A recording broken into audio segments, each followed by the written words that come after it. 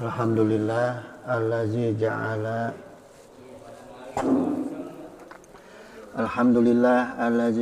al-ilma li khairil basyariyah wassalatu wassalamu ala asrafi anbiya'i wa mursalin wa ala alihi wa sahbihi ajma'in amma ba'du. Hadratul muhtaramin summa ila hadratul kiram min jami'i syaikhina ayyuhal mukarramun sahibah fudola allazi yahduruna fi hadza masjid jami' amanan hadanallahu wa iyyakum.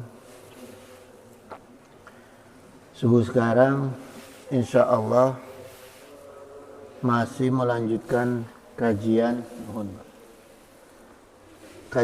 ilmu, bab ilmu dari kitab Sirrul Asrar. Ayuhal ikhwan, insyaallah kajian sekarang ini saya akan sederhanakan ya, khususnya di telaahan akliyah dohiriyahnya gitu. Jadi saya nggak ngupas masalah telaahan spiritual batiniahnya gitu. Itu jamaah sekalian ya. Karena kita kan cuma perlu ilmu ya, cuma perlu ilmu untuk mengantar kita sampai ke ridha Allah gitu. Jadi nggak ada keinginan jadi wali gitu. Syekh Abdul Qadir Jailani menyampaikan bahwa prinsip ilmu Allah yaitu faman lam yusil bihadzal ilmi lam yakun aliman fil haqiqati. Jadi hamba yang tidak sampai tingkatan ilmu hakikat ini sungguh dia tidak dapat disebut sebagai orang alim ya, secara hakiki gitu. Walau qara'a alfin minal kutubi gitu. Walaupun orang ini membaca sejuta kitab ya. Jadi sekalipun dia baca sejuta kitab, tetap dia tidak bisa disebut alim gitu secara hakiki ya. Bahaitsu la yablughu ila ruhaniyati gitu. Karena ilmunya itu dia tidak sampai pada rohaniyahnya. Gitu ya. Jadi ketika orang yang ngaji tapi ilmunya tidak sampai pada ruhnya ya, jadi hakikat ilmunya itu dia nggak dapat, maka dia nggak bisa disebut seorang alim gitu ya. Karena gini jamaah, ketika Allah itu menciptakan semua ilmu ya, pasti ada makna hakikat di dalam ilmu tersebut gitu ya. Jadi di masing-masing ilmu yang Allah turunkan itu pasti ada hakikatnya gitu, ada makna hakikat ya. Maka dalam kaidah ilmu itu sesungguhnya hakikatnya itu tidak Allah rahasiakan, enggak ya. Cuma manusia yang malas mencari hakikatnya daripada ilmu itu gitu.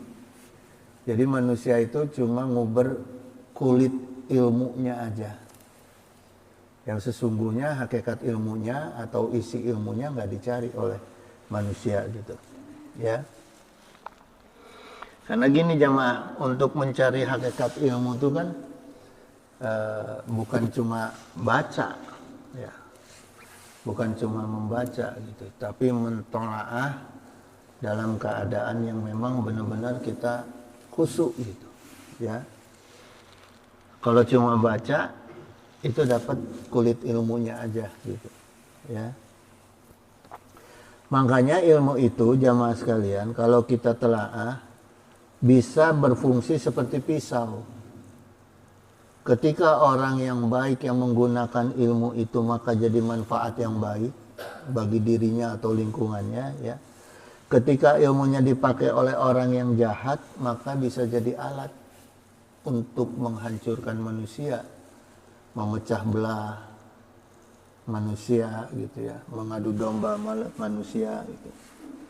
Ketika ilmunya itu dipakai oleh orang yang memang niatnya nggak baik gitu ya. Nah kemudian jamaah sekalian, kalau kita telaah ya, kenapa ilmu dan hukum di Al-Quran itu bentuknya telaahan, tidak ada yang bulat gitu. Ilmu di dalam Al-Quran tidak ada yang sampai selesai disampaikannya gitu oleh Allah ya. Nah ini kalau kita telaah, ini adalah fakta bahwa Islam itu adalah agama penutup. Agama penutup yang berlaku sampai akhir zaman gitu. Makanya dia harus menjadi tuntunan yang sifatnya universal gitu. Ya. Karena gini jamaah, bumi ini kan berputar. Waktu itu terus berjalan, keadaan terus berubah-ubah gitu. Ya. Manusianya juga terus berganti. Maka nggak bisa ilmu itu atau hukum ya di dalam kitab suci itu langsung ditentukan, begitu diturunkan langsung dituntaskan, nggak bisa ya, karena kebutuhannya akan beda-beda. Itu manusia itu kebutuhannya akan beda-beda gitu ya. Maka sekarang itu lahir istilah fikih kontemporer, fikih yang disesuaikan dengan zaman sekarang gitu ya. Karena itu maka jemaah, Rasulullah tegaskan ada ulama sebagai pengganti Rasulullah gitu.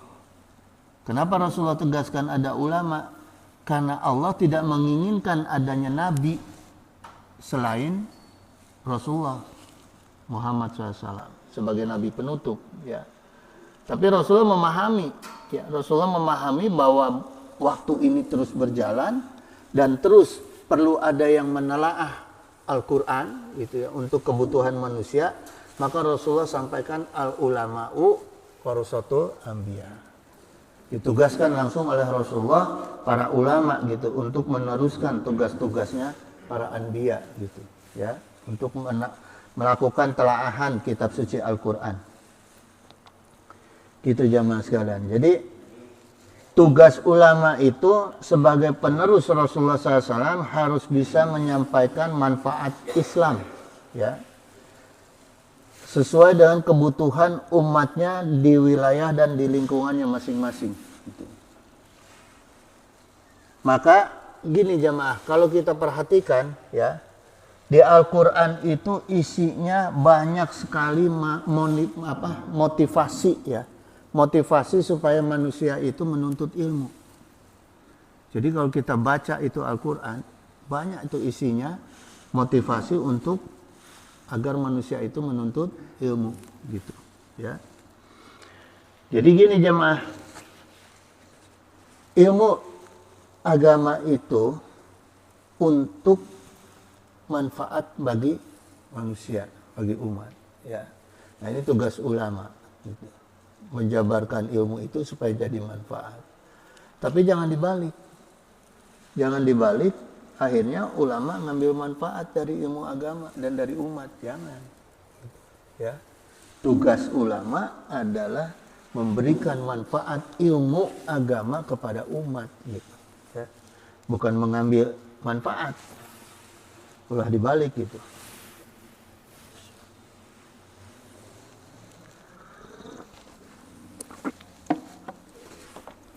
Contoh nih jamaah ya, saya ambil contoh salah satu hakikatnya ilmu. Islam menyediakan telaahan ilmu kesehatan. Jadi ini di luar kitab, ini telaahan saya setelah menelaah kitab ini. Dalam surat Al-Isra ayat 82 Allah Ta'ala berfirman, wajunazilu minal qur'ani ma huwa shifa wa rahmatul lil mu'minin. Jadi Allah tegaskan bahwa kami turunkan dari Al-Quran sesuatu yang menjadi obat ya. menjadi obat penawar dan rahmat bagi orang-orang yang beriman. Ini ayatnya, jemaah. Ya. Nah, kemudian oleh ulama yang bertakwa dan berpikir, ketika membaca ayat Al-Quran ini, beliau bisa menyimpulkan sebuah ilmu yang bermanfaat bagi manusia. Yaitu beliau mengambil hakikat, ya, hakikat dari ilmu yang ada di ayat tadi. Gitu. Syekh Zarnuji dalam kitab Ta'lim Al-Muta'alim, ya, beliau berkata gini, waqad hukiya an-Syafi'i rahmatullah alaihi annahu qala, gitu. Telah diceritakan dari Imam Syafi'i. Imam Syafi'i berkata, al ilmu ilmani, gitu. Ilmu itu terdiri dari dua. Ilmu fikhi liladyani, ya. Ilmu pertama itu ilmu fikih untuk mengetahui masalah-masalah agama, ya. Yang kedua wa ilmu tibi lil abdani. Nah, yang kedua adalah ilmu kesehatan untuk mengetahui kesehatan badan. Jadi Imam Syafi'i itu ketika membaca ayat tadi, ya, membaca ayat tadi langsung bisa menyimpulkan, jemaah, mengambil makna hakikatnya dari ayat tadi, gitu, ya. Ternyata ayat yang Allah turunkan itu bahwa Al-Quran menjadi obat penawar bagi rahmat, ya, dan rahmat bagi manusia, ku Imam Syafi'i langsung ditelaah, ya. Itu langsung didalami lagi ku Imam Syafi'i bahwa ilmu Al-Quran selain ilmu agama juga ilmu kesehatan, gitu, ya. Maka begini, jemaah, ya, ini turunnya ini dari ayat Quran, turunnya ke ijma, ya. Kita perhatikan nih ijma'nya yang diajarkan oleh Rasulullah SAW kemudian diturunkan ke ulama, yaitu Imam Syafi'i, ya. Ini kaidah dalam fikih, jemaah, ya.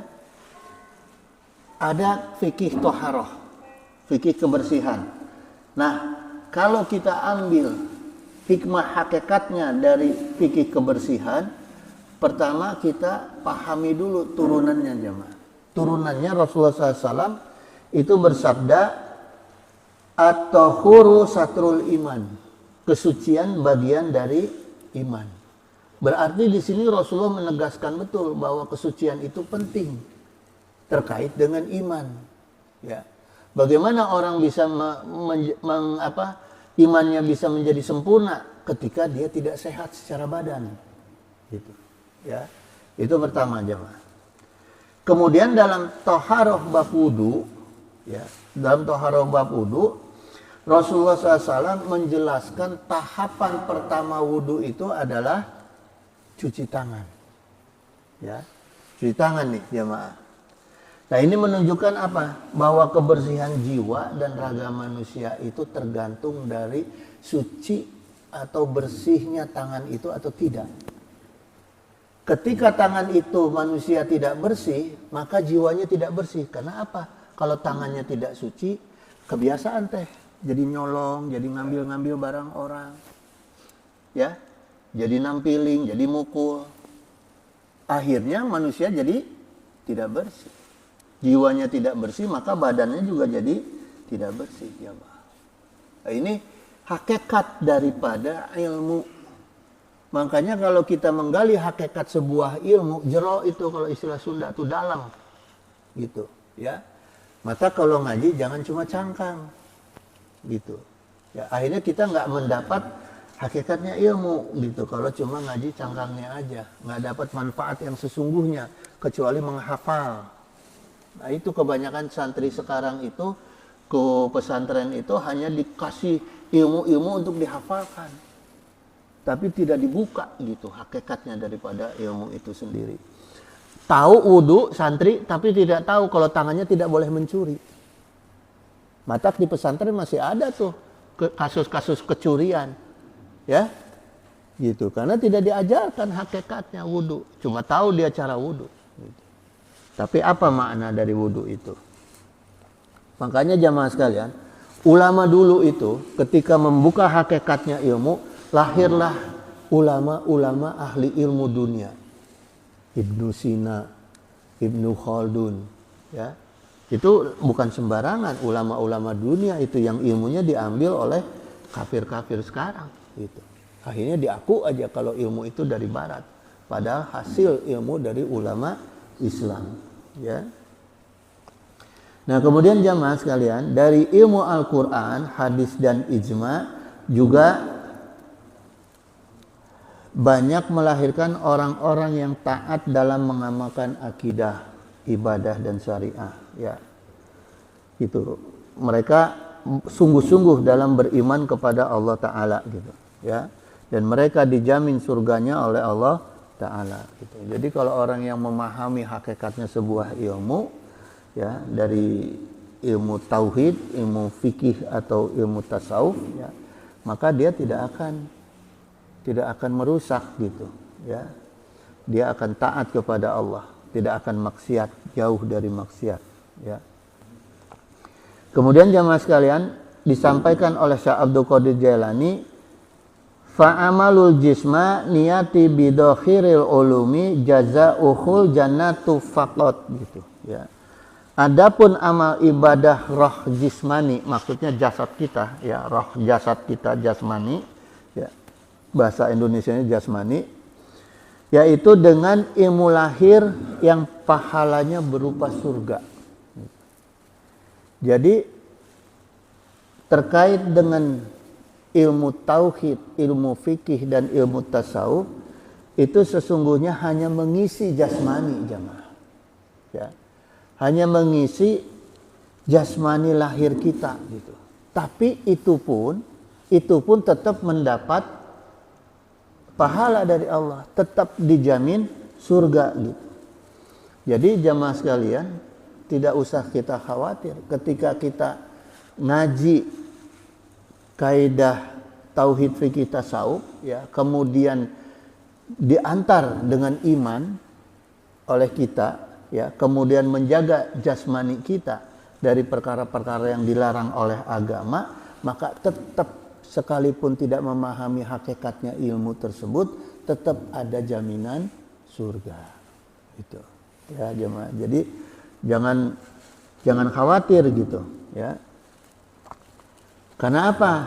Karena ilmu itu, misalnya ilmu tauhid, ya. Ketika dia mengamalkan ilmu tauhid, memahami ilmu tauhid, dia bisa mengetahui mana syirik, mana barokah. Itu pertama. Nah, ya. Ini yang sekarang kenapa saya bicara seperti ini, karena sekarang saya perhatikan banyak manusia yang belum bisa membedakan mana syirik, mana barokah. Banyak yang terjebak, ya. Contohnya begini jemaah. Dalam hadis dijelaskan Rasulullah SAW itu, ini riwayat Muslim, ya, jadi sahih ini. Rasulullah SAW bersabda, naha Rasulullah SAW ayujassiso al-qabra gitu. Rasulullah SAW itu melarang memplester kuburan. Nih, ya. Wa ayak ada alaihi. Kemudian Rasulullah melarang duduk di atas kuburan, ya. Wa ayyabna alaihi, dan Rasulullah melarang untuk membangun kuburan. Tuh. Kenyataannya sekarang gimana? Padahal ini kan hadis ini udah jelas nih. Rasulullah melarang membangun kuburan, memplester kuburan, apalagi dibangun dengan mewah-mewah. Ya. Ini jelas nih hadisnya, gitu. Ya. Tapi sekarang ada beberapa tokoh agama yang membangun kuburan orang tuanya, leluhurnya, ya, dan lebih parah lagi dibangunnya mewah. Dibangunnya mewah itu kuburan, ya. Udah dibangun mewah, kemudian, ya, ditambah dengan cerita-cerita khurafat. Gitu. Khurafat itu artinya yang merusak akal. Khurafat itu, ya. Nah, kemudian kalau sudah seperti ini hukumnya gimana jemaah? Syirik, haram, ya, nggak boleh itu. Sekalipun pangkatnya ulama, habib, apapun nggak boleh. Ya, karena melanggar apa yang disampaikan ku Rasulullah. Gitu. Kalau hal perkara yang benar-benar dilarang oleh Rasulullah, perkara syirik itu dilanggar, diaku mual ku Rasulullah sebagai duriahnya. Mual. Hati-hati jemaah. Ya, gitu. Karena jadinya apa nanti, takutnya dibangun kuburan mewah itu untuk bisnis barokah. Nah ini bahaya. Akhirnya ujung-ujungnya jadi bisnis barokah ahli kubur. Ya, gitu. Karena gini jamaah, ya. Ketika berawal dari ngalap barokah, lalu ditambah kisah-kisah khurafat, ya. Khurafatnya si ahli kubur. Akhirnya kuburan jadi tempat tujuan meminta. Ini yang bahaya. Karena orang suka tidak sadar. Akhirnya semangat datang ke kuburan untuk meminta. Kemudian semangat datang ke kuburan, ya, karena berharap. Ada berharap dari kuburan itu. Gitu. Ya. Nah ini yang bahaya jemaah. Yang bahaya ini saya perhatikan ya. Akhirnya dia jadi ibadah di hadapan kuburan, gitu, jemaah ya. Awalnya sholawatan di hadapan kuburan, ditambah cerita khurafat, akhirnya batu nisannya dicium-ciumin. Ada nggak pernah lihat gitu? Orang nyium-nyiumin batu kuburan, ya. Terus kainnya diusap-usap ke muka. Apa? Kalau nggak ada tujuan? Hah? Kalau nggak ada harapan, apalagi coba? Kenapa nggak pakai sorban atau sapu tangan aja kalau mau ngelap keringat? Hah? Sekarang yang paling parahnya lagi, ketika ziarah ke kuburan bapaknya, ibunya gitu nggak dia? Padahal kan barokah ada di orang tua. Lebih utama. Gimana orang mau jadi wali kalau sama orang tuanya aja dibedain? Gitu. Ya. Nggak ada pangkat wali lebih tinggi dari orang tua kita. Ya, untuk keriduan kita maksudnya ya. Keriduan orang tua kita kepada kita. Kalau masalah ibadahnya, keilmuannya wali lebih tinggi mungkin dari orang tua kita. Mungkin ya. Itu jemaah. Tapi artinya untuk keriduan itu yang lebih penting adalah keriduan orang tua. Gitu jemaah ya. Maka gini jamaah, kalau ada orang yang kuburan keluarganya dibangun ya, di mewah-mewah, terus ngajak jarak ke kuburan itu, ditambah dengan cerita khurafat, udah tinggalin aja. Karena itu perkara syirik ya, dan itu haram jamaah. Allah Ta'ala berfirman begini jamaah ya.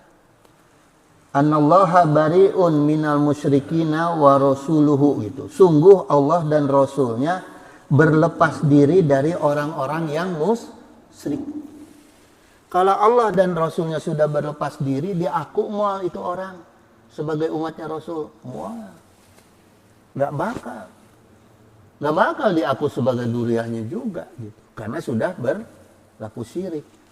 Allah sudah berlepas diri, masa Rasulullah berani? Gitu ya. Kemudian Allah Ta'ala juga berfirman, innallaha la yaghfiru ayusrika bihi gitu. Sungguh Allah tidak akan mengampuni dosa yang syirik gitu. Ya. Dan berfirman lagi Allah, tidak ada bagi orang-orang zalim ya, wa malidolimina man ansori gitu. Tidak ada bagi orang-orang zalim itu seorang pun sebagai yang bisa menolong dia. Gak ada jemaah. Gitu. Ya, sekalipun Rasulullah gitu, nggak bisa. Jadi jangan mengaku duriah Rasulullah bakal nolong, enggak, tidak akan kalau sudah masuk kepada perkara syirik, gitu jemaah. Ya, jadi gini jemaah sekalian, beda dengan karomah. Ya. Kalau khurafat itu khuraf artinya rusak akal. Cerita-cerita khurafat itu cerita-cerita yang merusak akal ya. Nah beda dengan karomah. Kalau karomah itu Karoma yakrimu karomatan wa makroman fa huwa karimun wa zaka makrumun ikrim la takrim makrimun makrimun mikromun. Ya. Artinya apa secara etimologi? Kemuliaan. Karomah itu artinya adalah kemuliaan, gitu jemaah. Maka di Asmaul Husna ada Al-Karim, artinya yang maha mulia, gitu. Ya. Nah, sekarang gini jemaah.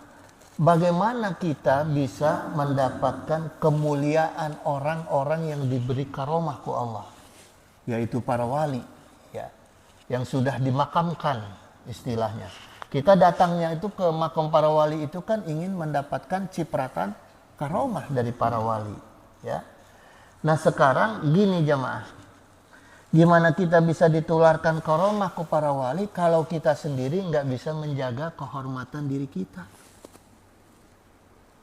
Kalau kita sendiri hina di hadapan Allah, kita datang ke wali, kumaha? Nggak berani para wali memberikan kemuliaannya kepada kita, nggak berani karena kita hina di hadapan Allah. Jadi yang paling penting adalah perbaiki dulu kemuliaan diri kita, kehormatan diri kita, baik itu hablum minan nas maupun hablum minallah. Ya, gitu jemaah. Kalau udah begitu baru gitu ya. Jangan mengharapkan dari orang dulu kalau kita nggak mau usaha diri sendiri. Ya. Nanti ujung-ujungnya jadi pengemis. Pengemis kemuliaan. Ada nggak? Gitu ya. Nah, beda dengan barokah jemaah. Barokah itu pertama al-barakatu tuzidukum fi ta'ah. Ya. Barokah itu ziyadatul khair. Barokah itu adalah bertambahnya kebaikan. Kemudian barokah itu adalah yang menambah ketaatan kepada Allah, itu baru barokah. Jadi ketika ada orang yang bertambah dunianya, bertambah ilmunya, tapi tidak bertambah kedekatannya kepada Allah, ketaatannya kepada Allah, maka itu bukan barokah. Itu adalah istijrat. Nah kalau udah istijrat itu apa jemaah? Istijrat itu kalau orang Sunda bilang disungkun Allah. Ya, cuma disungkun doang. Gitu. Ujung-ujungnya akan cilaka, baik di dunia maupun di akhirat. Gitu. Ya. Jadi kita ukur diri kita jemaah. Kalau kita bertambah nikmat, bertambah ilmu, tapi nggak bertambah taat kepada Allah, nah itu harus hati-hati. Ya. Kemudian jamaah sekalian, hafidzakumullah wa ri'akum. Syekh Abdul Qadir Jailani berkata gini, ya, di antara karomah ilmu adalah tajalli. Ya. Dalam Sirrul Asrar, kitab ini disebutkan tajalli itu adalah karomahnya sebuah ilmu. Makna harafiahnya tajalli itu adalah pencerahan. Jadi ilmu itu harus bisa memberikan atau menghasilkan pencerahan bagi orang yang mendapatkan ilmu itu. Ya. Dalam tasawuf, tajalli itu ungkapan keyakinan diri kita atas rasa adanya Allah yang mengawasi. Itu jadi pertama jemaah. Pencerahan pertama dari makna karomahnya ilmu itu meningkatkan rasa kita Allah itu wujud dan mengawasi itu. Jadi bukan ilmu bisa terbang heula, bukan. Ya. Bukan ilmu kebal dibacok dulu, enggak.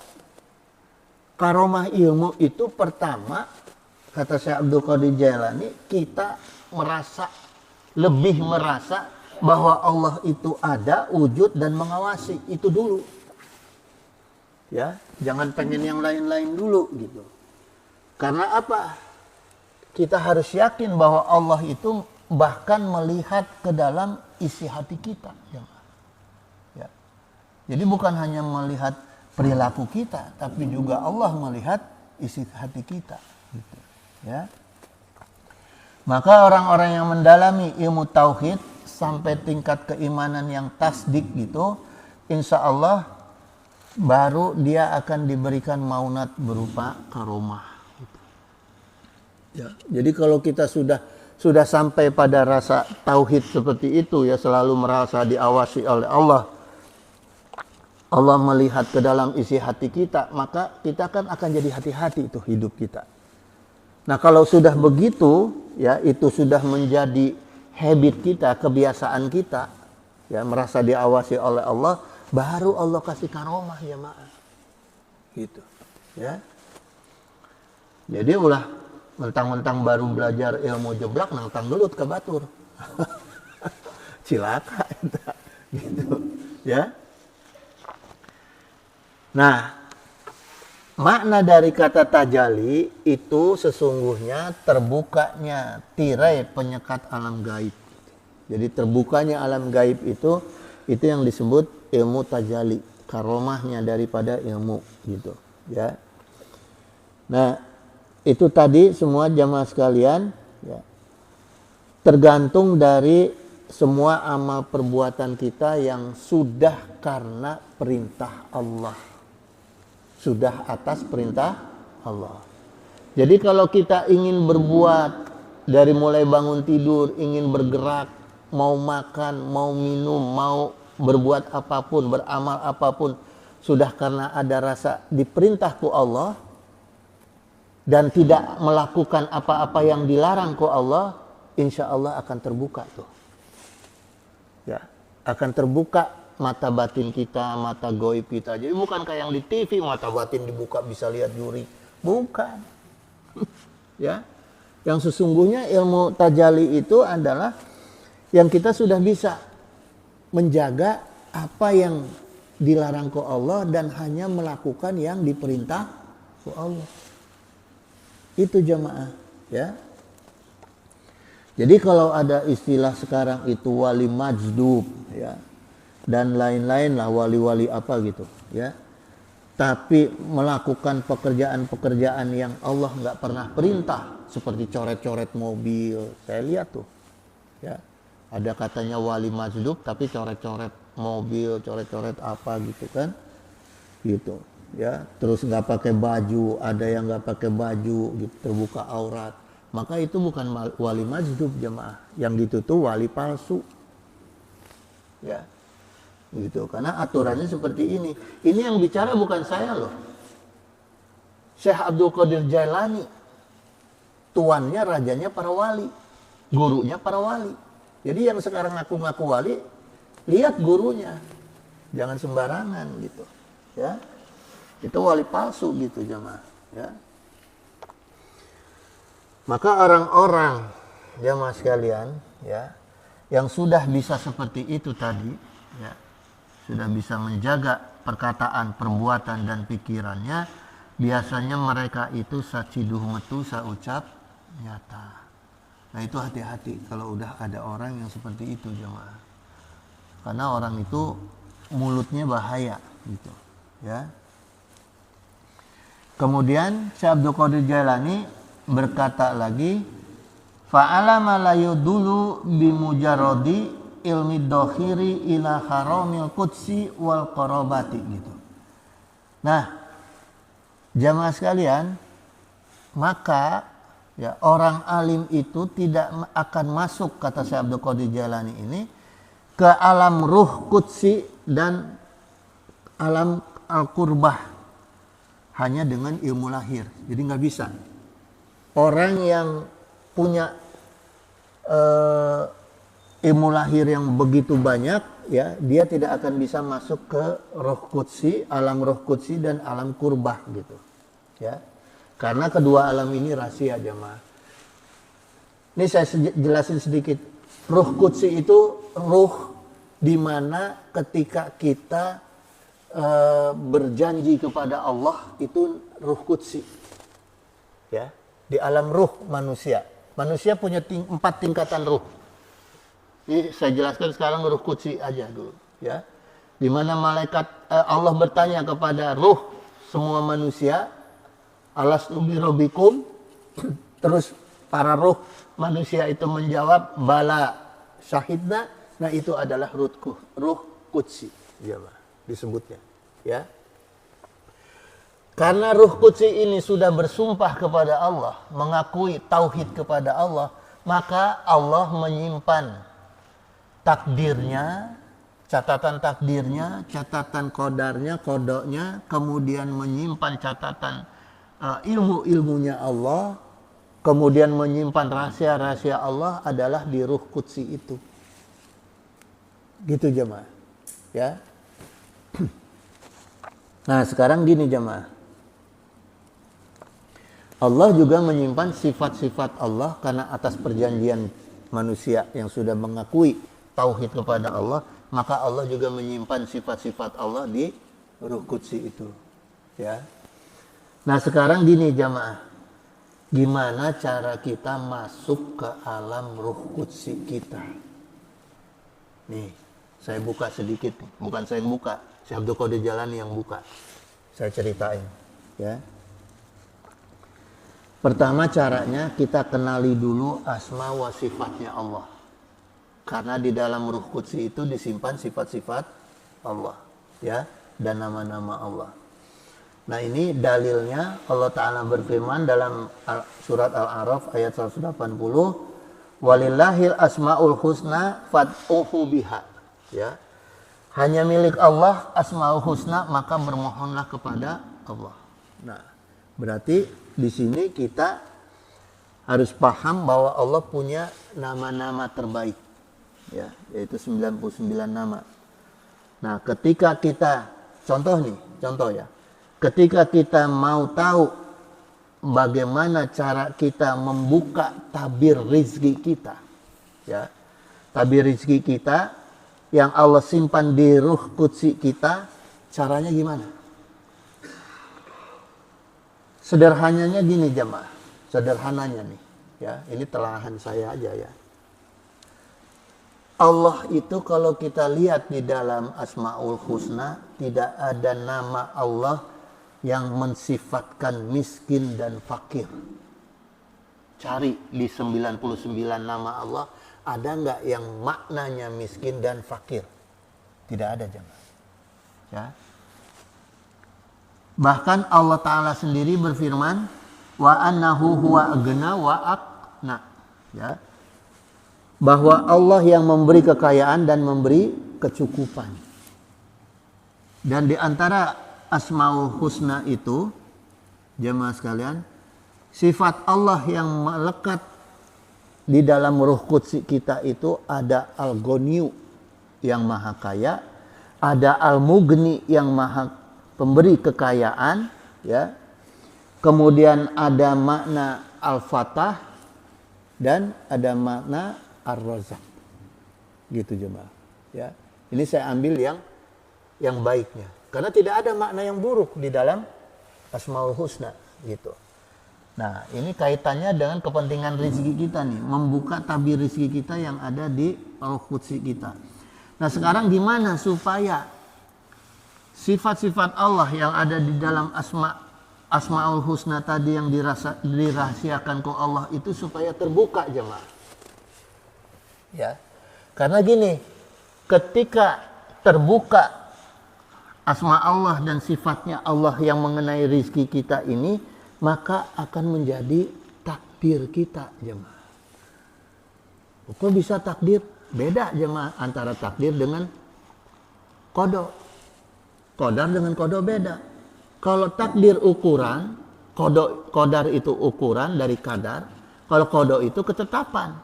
Kalau ketetapan Allah nggak bisa dirubah. Kalau ukuran bisa kita rubah. Asal disetujui oleh Allah. Biiznillah. Kalau tidak ada izin Allah tidak akan bisa dirubah.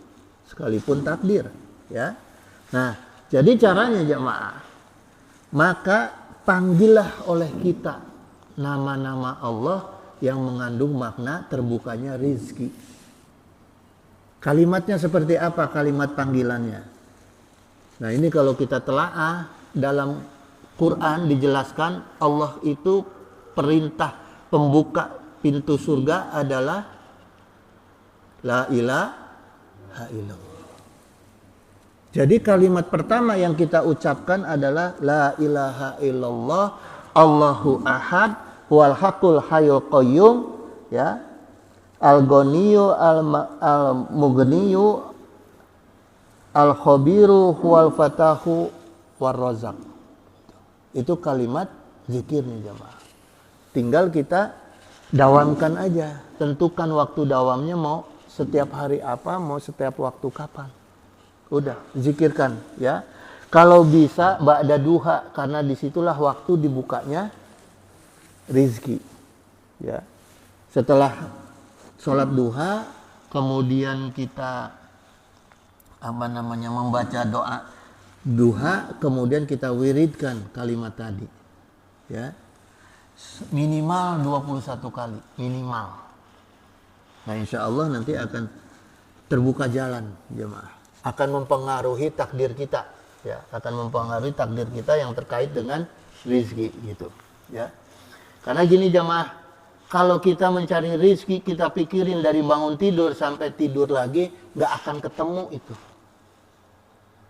Mau direncanain, bangun tidur, gua harus dapat utangan, paling utangan carinya. Ya, kalau cari rizkinya apaan? Coba. Mau dagang supaya bisa hasilnya, untungnya dapat 1 juta sehari misalnya. Bisa nggak direncanakan? Nggak akan bisa jemaah. Kecuali ada jalan dari Allah. Gitu. Ya. Gitu jemaah sekalian.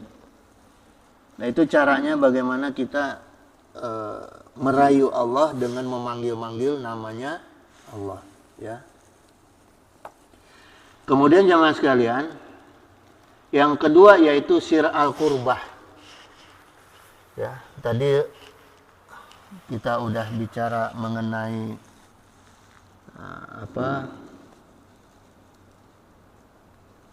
Ruh Qudsi, sekarang kita kupas mengenai sir al-qurbah, rahasianya al-qurbah, ya.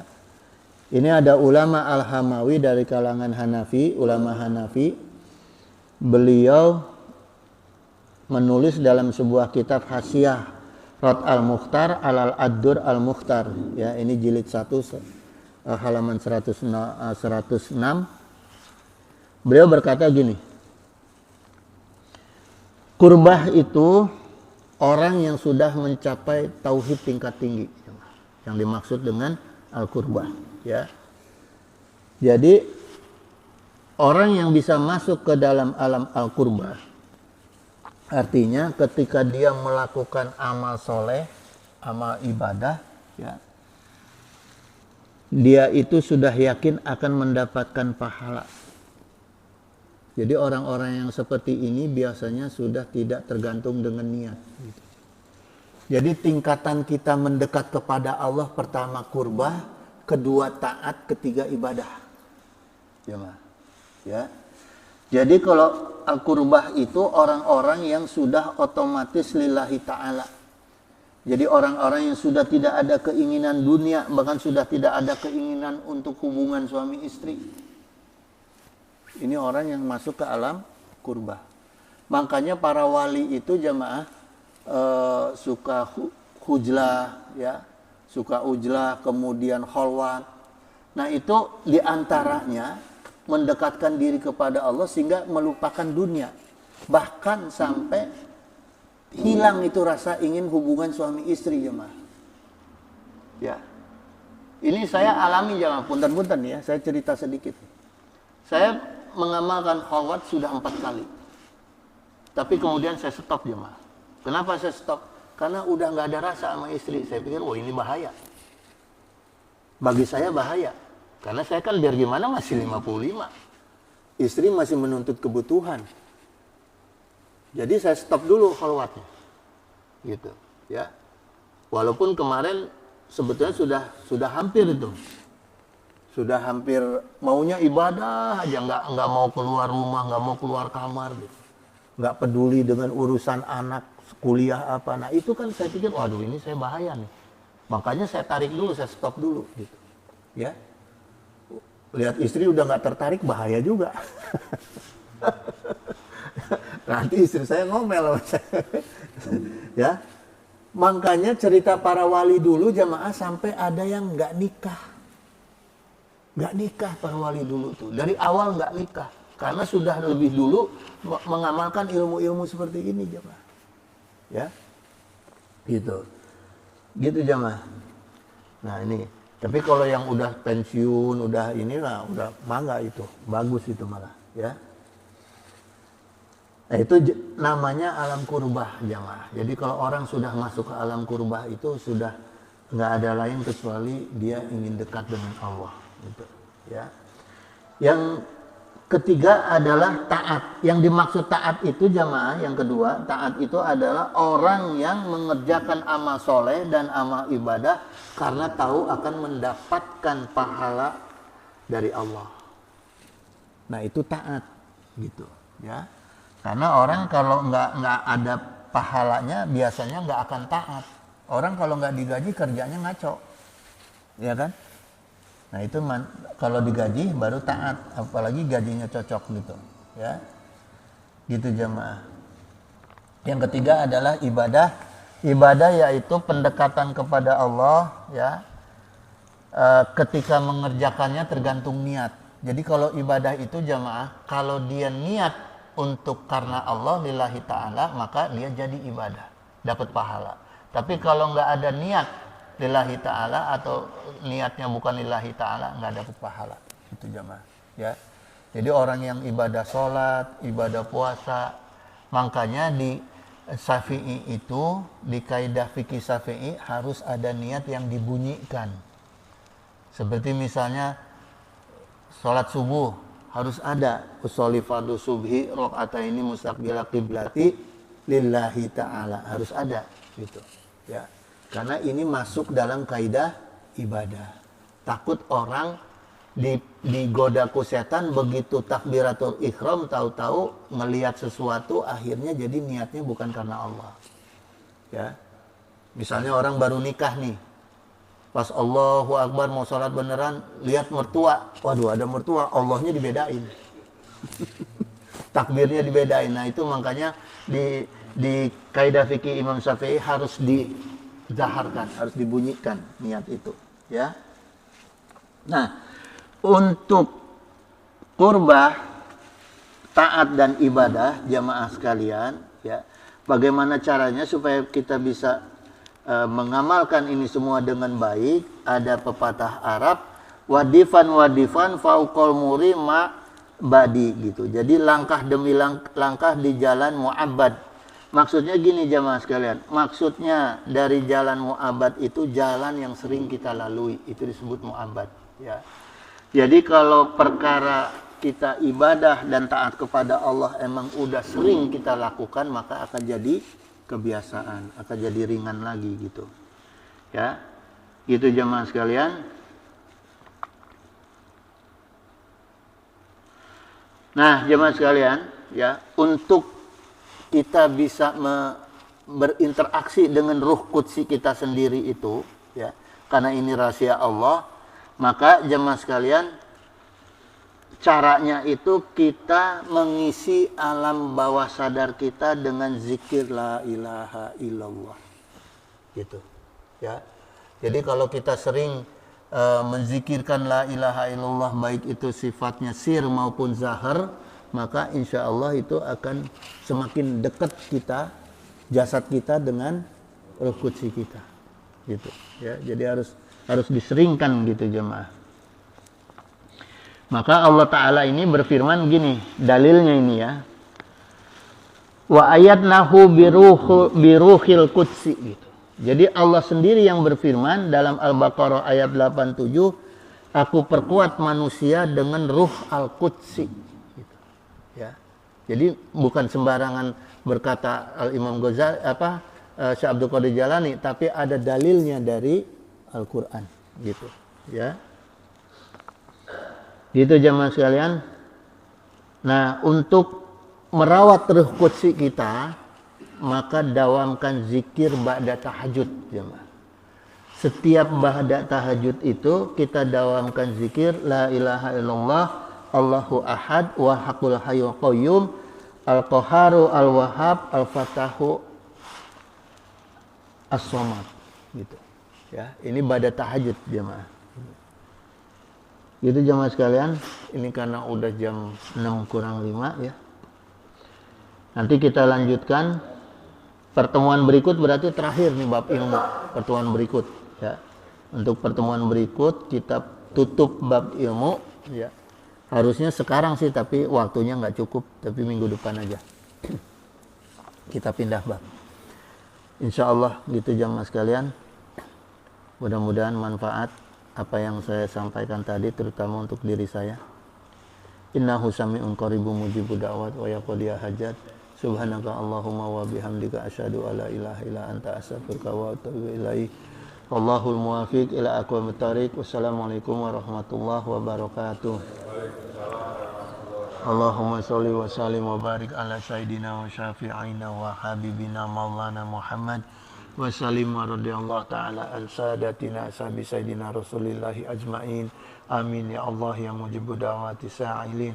Allahumma inna nas'aluka minan ni'mati tamamaha wa mina ismati dawamaha wa mina rahmati sumulaha wa mina afiyati husulaha wa mina aishi argodah wa mina umuri asadah wa mina isani atamah wa mina ilami a'amah wa mina fadli azabah wa mina lufi anfa'ah. Allahumma kun lana wa la takun alaina.